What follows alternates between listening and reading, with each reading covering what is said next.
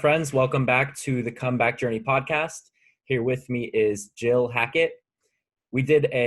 Myself and my friend Anastasia, we did a giveaway on Instagram, and Jill was the winner. So she got a one-on-one coaching session with Anastasia and then a spot on this podcast. I'm very excited to have her on here. I'm excited to be here. Introduce yourself and tell us a little bit about yourself. My name is Jill. I'm 54.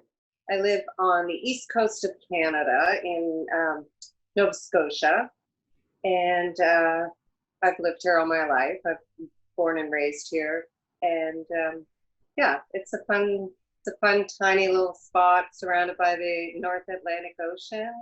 It's a cool place to be.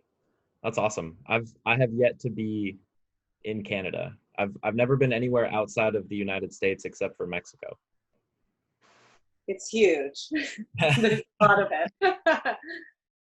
So we're pretty much as far away from you as we can be. We're about 6,400 kilometers away from where you are. Okay. Yeah. I imagine, like, I'm picturing like a diagonal line all the way across the United States up to the corner. Exactly. Yeah. Yeah. Yeah. That's a long way. And you said you grew up there your entire life. You've been there? Yep. Do you have any siblings? I do. Yep. I have one brother who's older than I am, and then I have two younger sisters. So you're the middle child? No, I'm the oldest girl. Okay. Girl. I have to lump myself like that. Yeah. You got to it's the little things, right? Yeah. Yeah. Yeah, I have an older brother and a younger brother. What was it like growing up with three siblings? Are your younger siblings close in age? One of them is like 19 months younger than I am. So she and I we had the most kind of friends in common. Different periods, sometimes I was like hanging with my brother more and sometimes with her. So I was in between those two. The youngest sister is, she's just 49. So she was never in school with me at any given time. Like, she was always, young enough that I never ever went to school with her where I did with my other two siblings. Yeah, my little brother is 6 years younger. So we were in school together for a very short period of time because we went to Catholic school. So that school was kindergarten through 8th grade, everyone at the same school. And so for a couple of years we were in the same school, but he was so much younger that, it's not like we hung out at school, it's right. When you're 13 and your brother is 7. No, I know. It's just protective need be, right? Yeah, right. So growing up there, what was your childhood like? Are your parents still together? Does your family my parents are in their 80s. They live 4 doors down from me. Probably about 15 years ago, my dad had prostate cancer, and I live in the city. We just live sort of outside of the city a bit. And so he had prostate cancer, and he had a successful surgery, and he was doing well, but he had to go for a checkup. And so I came to pick him up to take him to the hospital for his checkup. And we butt heads a lot of times. So, I always drive this way. He always drives that way. And as I was going around the corner, he's like, I hate when you drive down the street. I hate that. And as soon as we went around the corner, his neighbors were putting a for sale sign in the front yard. And I just stopped the truck and I was like, oh my God, they're selling the house. And he's like, you got to buy that house tonight. And I was like, yeah. And the poor real estate agent was like, what? So that was it. I just, I told her, I said, don't show it to anybody. And then I felt good because I wasn't, I was near them, but they still had the independence of living in their own house. Right. So I've been their person, my other siblings are also, except for one that lives a little out of the province, but it's just nice for them to have somebody that they can call and 97 steps on there in the front door. Right. Yeah, that's got to give them a lot of peace of mind to know that you're, Totally. yeah. And your dad he's healthy now? He's all right? Well, yeah, he's healthy. I mean, he has no sign of cancer, but he's diabetic and he takes insulin every day. But he's super active. He my parents both grew up in Newfoundland, which is another province, more remote and in Canada. It's an island, so they grew up there. When they had fishing and hunting, and it was very much that was how they grew up. So he still likes to do that, and he can still go. I mean, if he's busy, his blood sugar's good, and if he's hanging around the house, his blood sugar goes up. So it definitely helps for him to be busy. Yeah, I mean, it sounds like a win-win. He's staying healthy and it's something that he enjoys doing. Totally. Yeah. So what about like when you transitioned from childhood to like early adulthood, what did that look like for you? Did you leave school and go to university, or did you go in a different direction? Well, I had a baby when I was in high school. And so my son and I lived with my parents, with the full intention for me to finish school and go to university. And so, that was their way to help support me, was give us a place to live while I finished my education. And, there was, I don't like it. I think, sometimes that ideally you would like to be, the married in the house, and but that it didn't work out that way, and it didn't work out badly either. It was just the way it was. Yeah, I mean, I think society puts a lot of pressure on people to get married and stay together. And well, yeah, I mean, also our family Catholic growing up, and I mean, like, how dare you? And right. when So we all know it's. what about so you were in high school when you had your son. So Yeah. when you say like you lived with your parents to finish your schooling, was that like just high school, or did you go to I went to university as well. Okay. What did you study while you were there? I have a Bachelor of Commerce. Okay. Yeah. Interesting. I don't know if I've ever met anybody with a degree in commerce. Like what does that entail exactly? Well, in commerce, I mean, you specialize. You can specialize in accounting, economics, marketing, management. So my major was marketing, and my minor was economics. Okay. So you have your prerequisite courses that you have to take, and then you could pick where you want it to go. But it's essentially a 4-year business degree with a focus in one specific field. Okay. That's awesome. Yeah. And so post university, what did that look like for you? Were you, because you were obviously like raising a child at that time as well, was that hard to juggle, like going to school and raising a child? Yeah. Some days I think, but I was always stubborn, and I was always sort of, I'll show you I can do this. Don't ever think I can't do it. So I overachieved a lot of times because I just, I wouldn't let somebody say, "Oh, I told you so," or. But so I did. It all worked out. I did pretty good in university, and I worked all the way through too, to help pay for everything. So school's so expensive now. I would go back to school in 2 seconds. If somebody said, "Here, you don't have to work anymore, go back to university forever," I'd just stay forever. all the learning. Yeah. All the fun time. It is super expensive now though. Oh, it's ridiculous. It's unbelievable. Yeah, I They mean, just, I did, like in Halifax, where I live, we have 5 universities.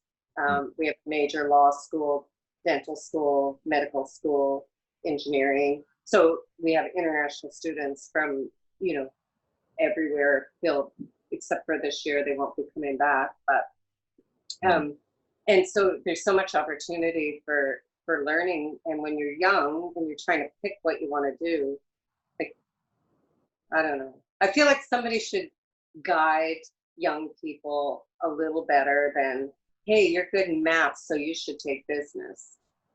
You mm, know, instead of finding out maybe what your personality is better suited for. yeah, yeah, that makes a lot of sense. I went to school for 3 semesters, and I didn't.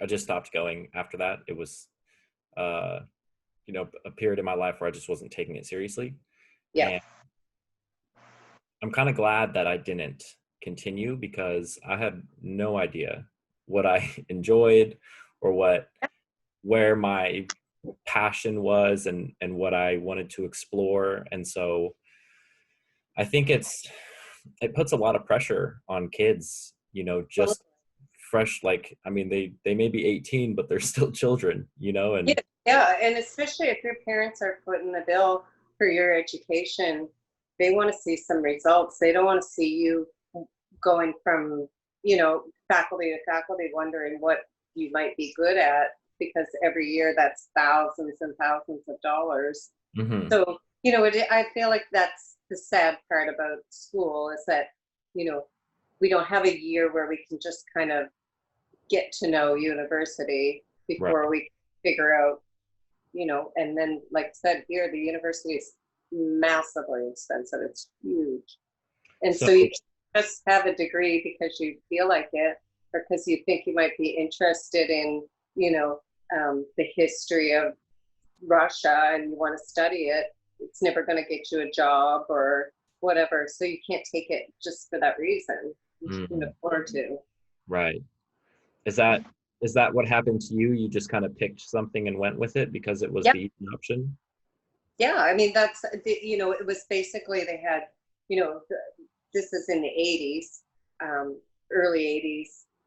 They would give you like a little, like a multiple choice almost and say, you know, about your grades and nothing about your personality, but more about your grades and which subject you like better. And then basically, they plugged that in and said, oh, here's what here's what we suggest.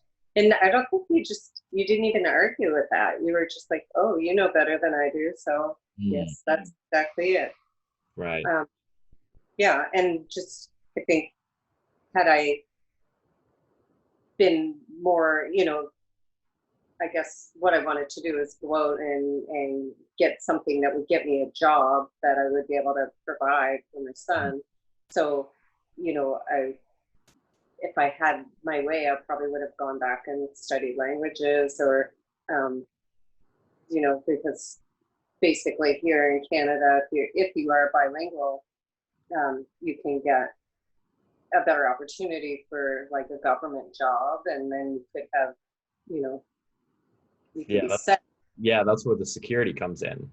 Absolutely. So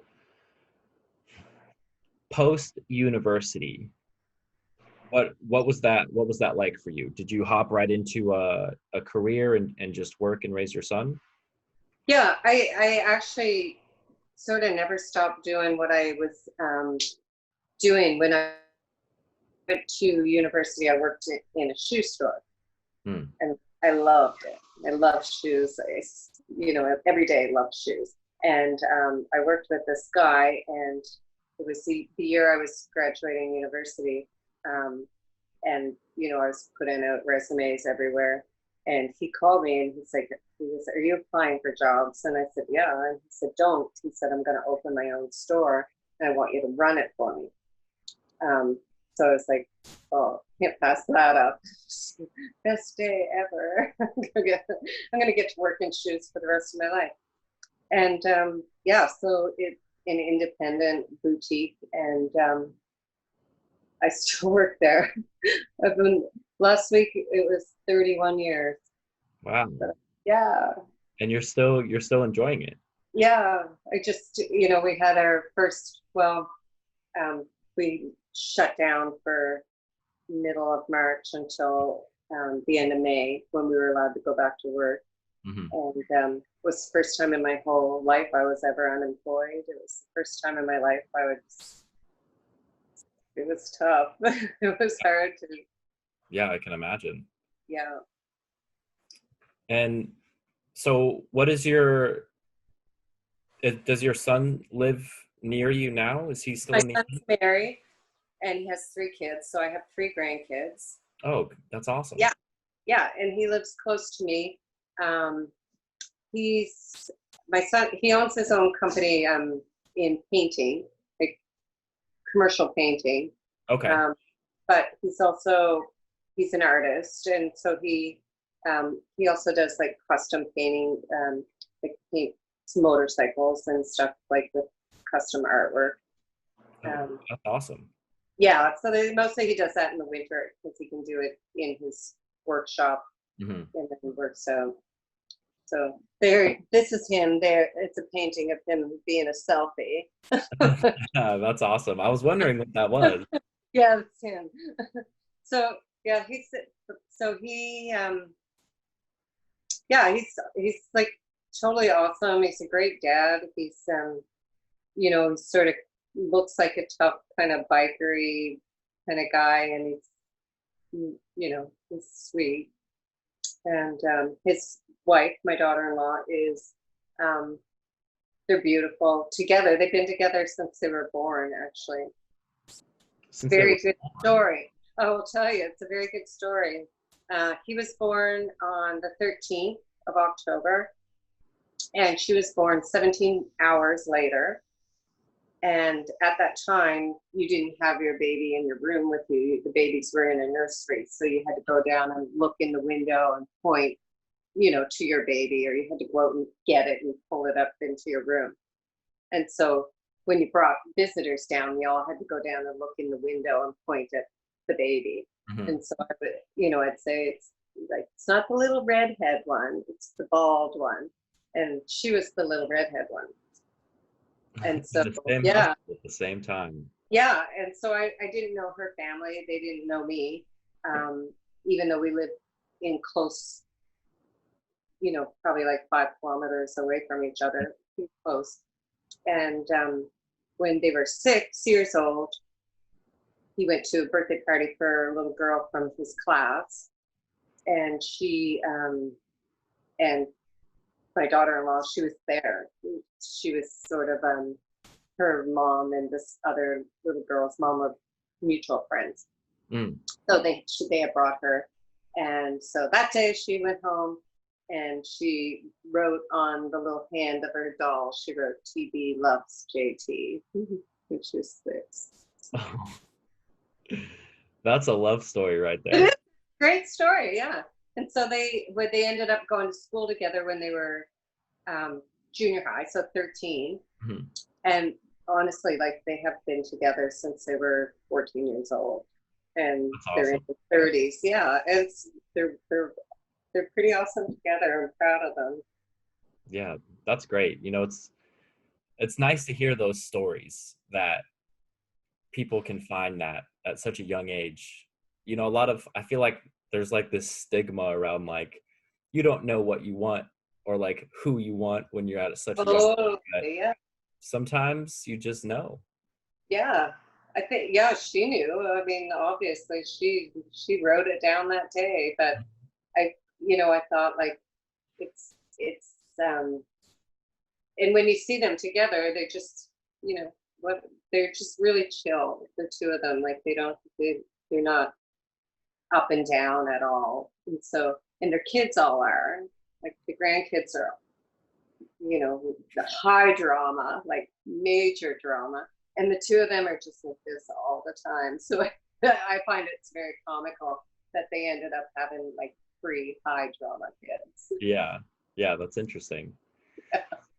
So during these 30, you said 30 or 31 years that you were at this job, was it for the most part very smooth sailing? Were there any speed bumps along the road that you encountered during those years? Yeah, well, there's definitely speed bumps. I mean, there's you know, we had expansion in the company, so we opened multiple stores. And so I traveled to take care of stores in other areas. And, in the 90s, we had a recession and it hit, and everything just was, people weren't spending money, people were losing money on their investments, and everything got very safe. And so we have kind of, it's a unique boutique. It's very flashy and fun and lots of color and lots of things. So when we sort of, had to go buy merchandise and buy safe merchandise, because if somebody was only going to buy one pair of shoes, they had to buy clean black shoes or something like that.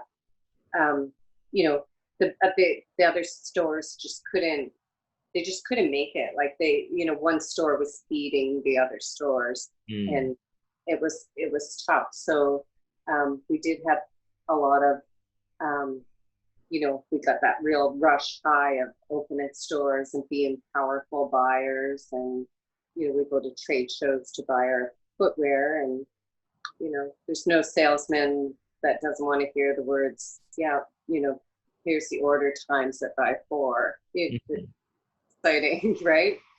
So so then by the end of the 90s,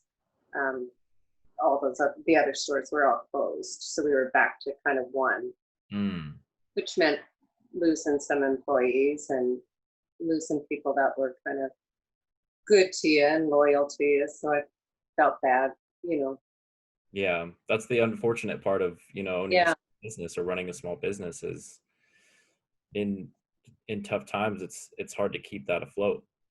Oh yeah, it's and I mean, what's going on now, there's already in our industry, like say we bought all our shoes for the spring, and they all arrived in February and March, and then we closed. So we're not selling anything for months, which means nobody can pay for those merchandise that have arrived in your store. So a lot of the suppliers that we deal with that are from Europe, they've had to close up shop because they didn't get paid for their stuff either, and therefore they couldn't produce the next season because they couldn't guarantee it could even get shipped at this stage. Yeah, the supply chain is broken at that point. Ooh, it's broken in a big way right now. If I have a company from France, and in order for it to be here for me, like for my 1st of August delivery, it has to be on the boat by June to come to Canada, and then cleared at customs and turned around. And the factories were closed there, so they didn't even make the shoes, let alone get them on the boat, let alone get them to me for. So there's going to be a lot of shortage of merchandise in retail this season, for definite. Yeah. So, and you said that the store was closed, you said mid-March until the end of May? Yeah. But you're back reopened now? Yeah, we opened on the 25th of May, when this stage of our province let us open things by bits and pieces. So we were closed because we're non-essential, and so at that time we had restrictions for sure of how many people were allowed in the store. And fortunately, it's big enough that we can provide like a 6-foot distance. And, we had to buy big plexiglass for the cash counter and everything like that. So, and then we just reduced the hours and only brought back myself and my assistant. And so the two of us worked because we could only have 5 people in the store. So I couldn't bring back 4 employees, and I'd only be able to have 1 customer. Right. So as the couple weeks went by, then I brought back somebody else, like 2 weeks ago.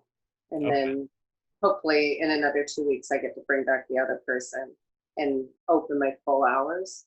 We still have a little restriction for how many people we can have and stuff like that. So yeah, I mean, this pandemic seems to have wreaked havoc.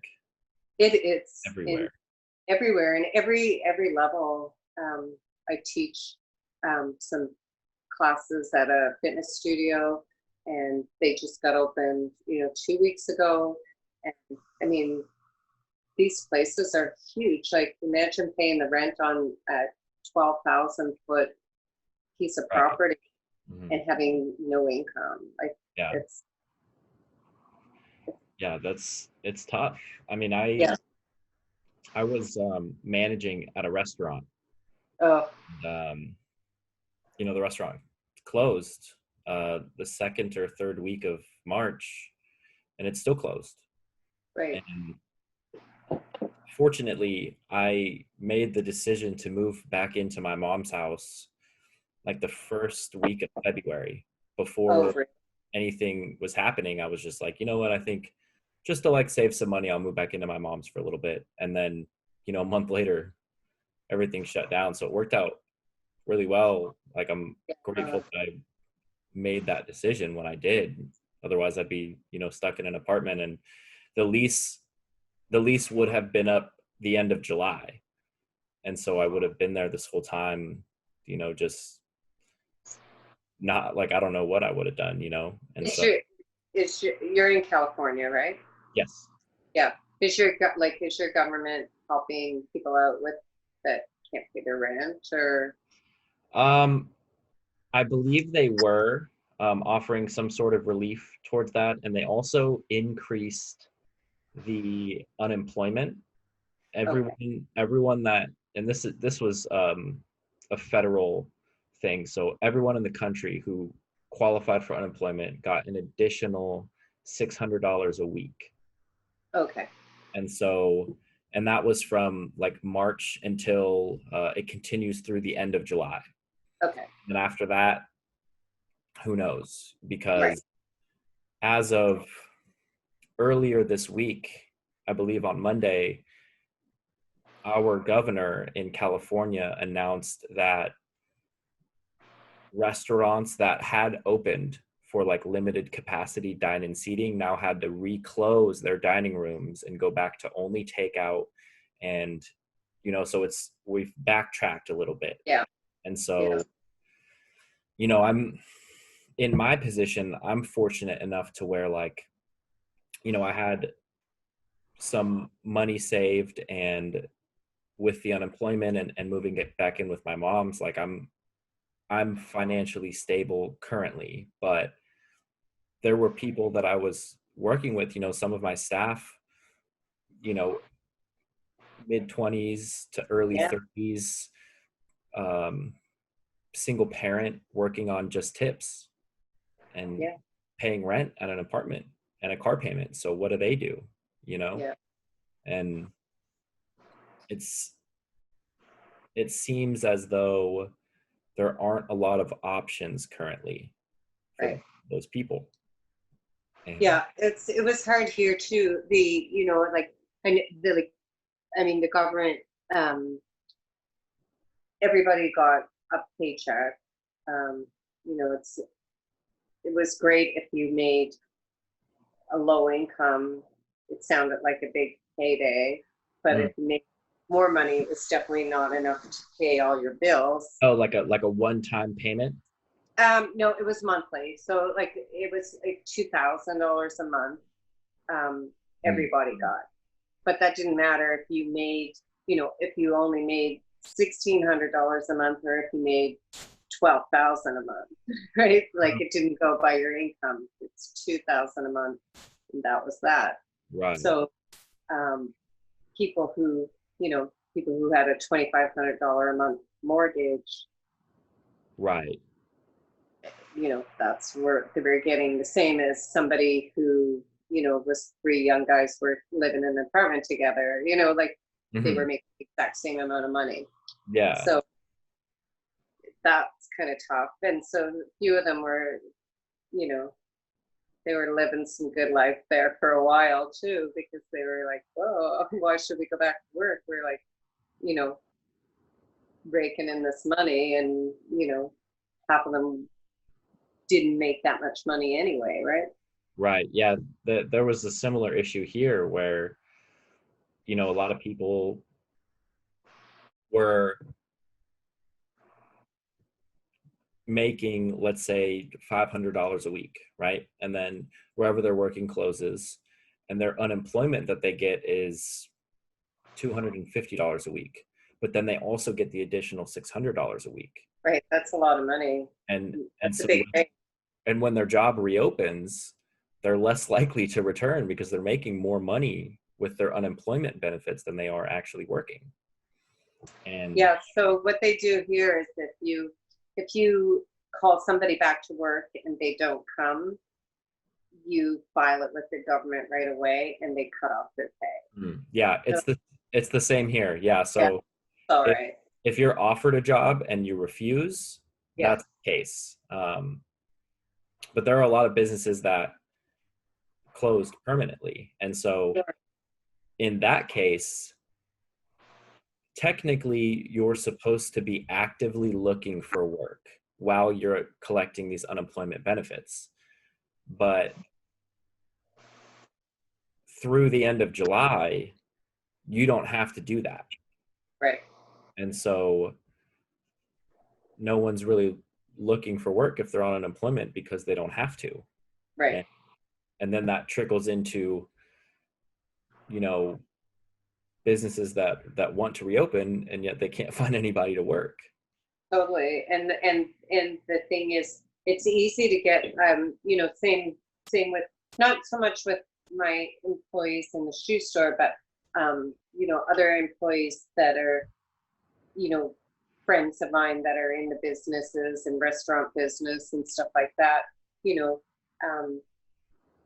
If you were just fresh out of high school or fresh out of, trade school or something, and you just, like you said, you were picking up your first or second job, doing some working for tips in one of the bars downtown or something like that. Like, laying in bed all day and still making $500 a week clear. It's, sounds pretty good for the summer, especially it's, we have a beautiful summer here. Yeah. It's got to be nice for, the younger people who aren't as affected financially. Right. There's obviously like so many other factors where people are affected, but if you're relatively young and your expenses aren't very high and you're just getting money, not anything, like it seems like a fun time, yeah, exactly. And so, that's the whole thing, is that they don't have the idea of how much stress, like I said, there's somebody who, has a heavy mortgage and a couple kids in university that they're paying for, and a couple cars, and those the banks here, they forgave your mortgage payments until October. Like, put everybody's mortgage on hold until October, which is great because just not having to cover that bill every month gave everybody a little breathing room. Yeah, there was I believe they did something similar here, although I don't have a mortgage, so I'm not sure. And I never thought to ask my mom about it.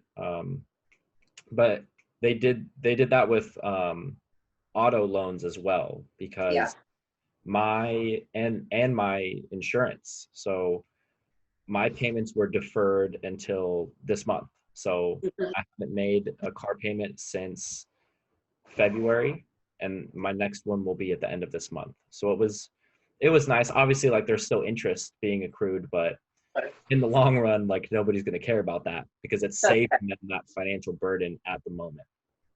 Yeah, exactly.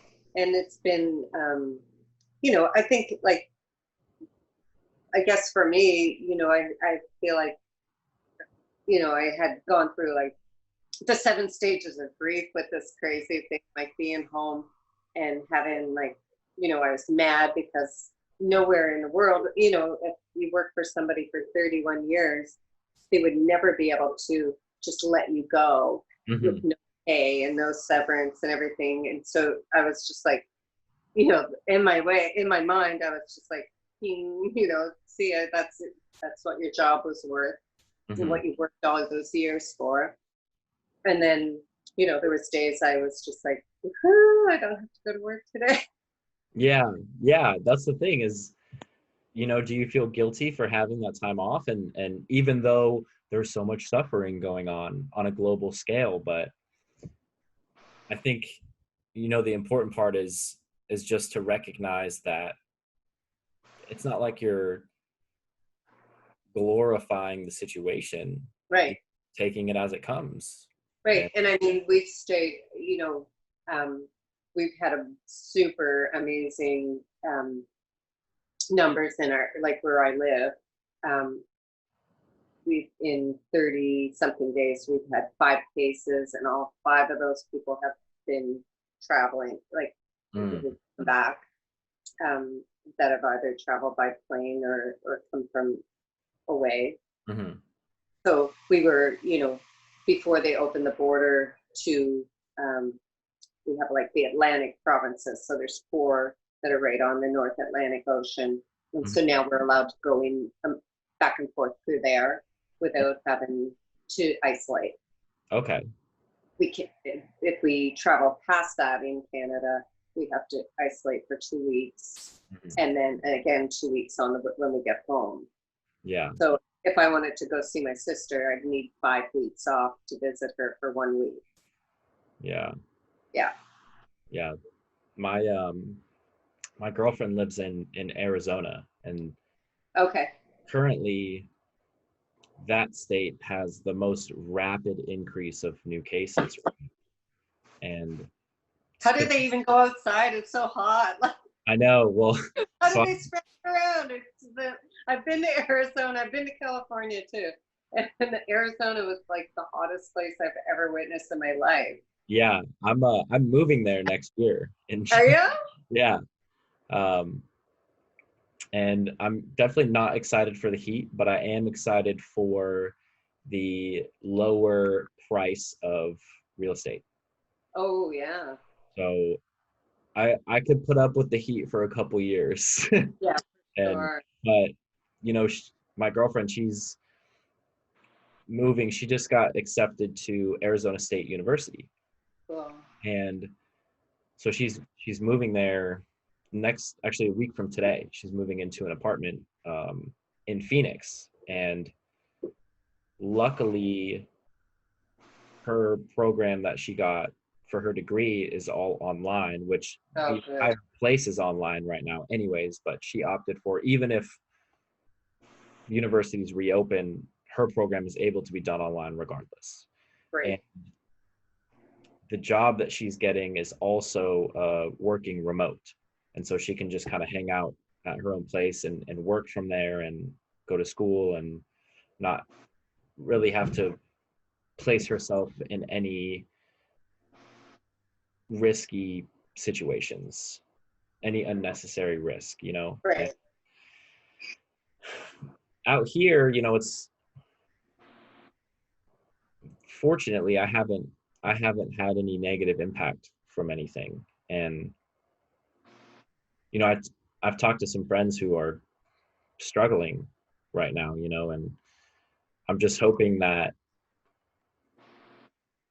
some sort of solution is found, whatever that may be, to be able to reopen the economy and get people their jobs back and start rectifying the situation, because it can't we can't just keep the economy shut down forever. Like, that's not. No, and I, you know, that's the whole thing. I mean, and that's, you know, from being a business person and having a business degree, you know, I can see all those numbers and I'm like, how's anybody recovering from this? You know, it's like, I mean, it's really black and white. Your expenses are here and your income is here, and you can't do, like, make it work. Right. But you know, that was one of the things, like, when, you know, when we shut down, this is unprecedented. We've never ever had this to happen before. Be, you know, told you cannot work at your job. You can't, you know, restaurants and retail and different, and spas and gyms and all those things. And so nobody ever thought of a plan B. You know, you didn't need one. Right? You know, for all the restaurants that had a hustle to come up with, you know, a takeout menu and get everything right, and then market that, and get the word out and make enough money to pay the guy who's driving it, or, you know, like, that didn't happen the next day, right? You know, it takes a lot of planning, and whether or not can you get this food into your restaurant. Yeah, that's the other thing, right? Is, are you even able to get the product? Right. You know, you can't promise somebody you're going to sell them oysters if there's not a, you know, a truck in sight delivering seafood, right? Like, right. So I think, you know, and that for us, you know, in Halifax, we were right on, like, we have one of the most open ports in the world. So we have a huge cruise ship business here. Okay, so guess who's not here this year? Is all these cruise ships, right? So between May and November, you know, we would maybe have like 175 ships come in of all different sizes from all over.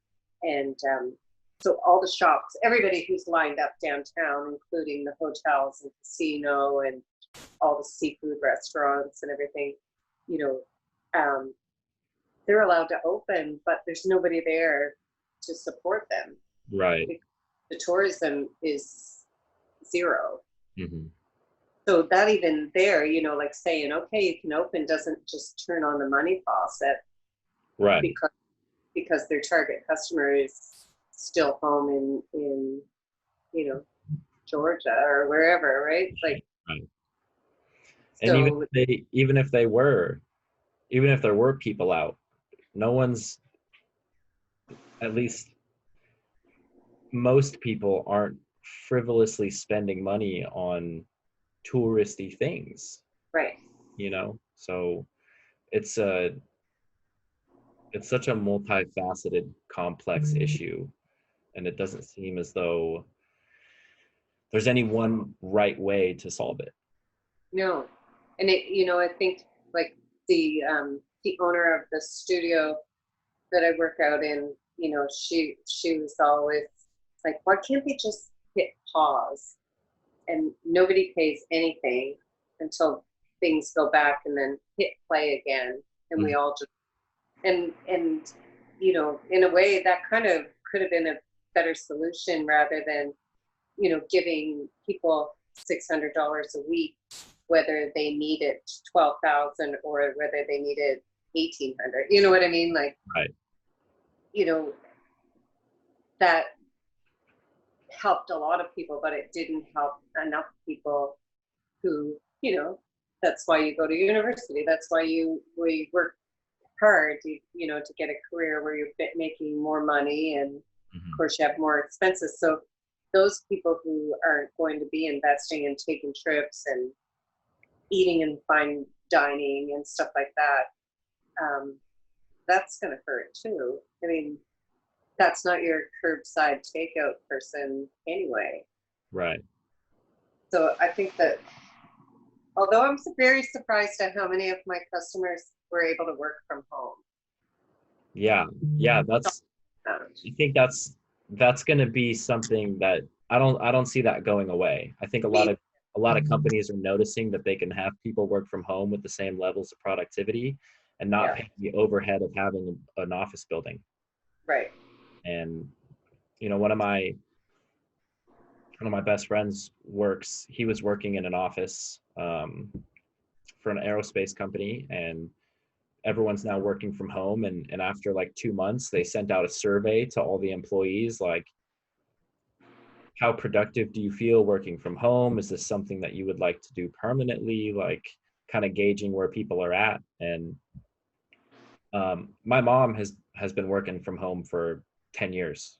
She opted for that option rather than driving to an office every day and having to sit in traffic. And so she, as far as her job, like, she hasn't been affected either. She's just doing the same thing she's been doing.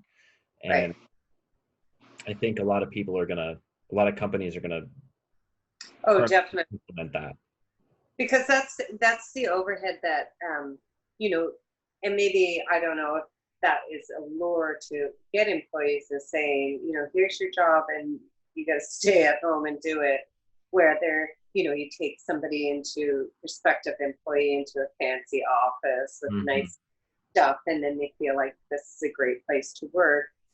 Maybe not so much if you got interviewed over the phone and you had to, you're sitting in your desk right now, we'll send you a monitor and a printer and you're ready to go. So the I guess, like the schools and stuff, that'll be hard for us. I think education, some of the schools aren't going to open back up. The universities are not going to open back up in September. So everything will be online. Yeah. And, we have probably, I'd say maybe 25% of our students here are from China. So imagine trying to get your schedules going and like, can't be, you can't make that happen. Yeah, they're going to be going to school at 3:00 in the morning. Right. Or, it's due on Tuesday, but for you, that'll be Monday afternoon, like, what can you do? Right. But, it's safer than them traveling, at this point. I don't see Canada is going to open its borders to internationally, or I don't think they'll do it for the rest of the year, to be honest. Yeah. I'm assuming the same thing is going to happen here as well. Let's say a year from now, this pandemic has subsided and the world has regained its composure, and there's some sense of normalcy in the economic sense, with jobs and income and some sort of stability. What does your future look like down the line? What are your plans moving forward? Well, I think, I guess, what I took from being home and being, sort of forced to be in home, but, I've realized definitely that I can live on less money and I can do, and that I don't need to, even our carbon footprint. I mean, my gas tank I filled on the 10th of March. The next time I filled it was the 25th of May. Okay, that's a lot of fumes, not in, so I think that more people who work from home, I feel like, I hope that our province will encourage all of us to, pollute less and travel, around in cars less, and hopefully, take advantage of this beautiful place, like take advantage of the trails and, not have to leave here to go on a vacation, be able to spend the money within. Right.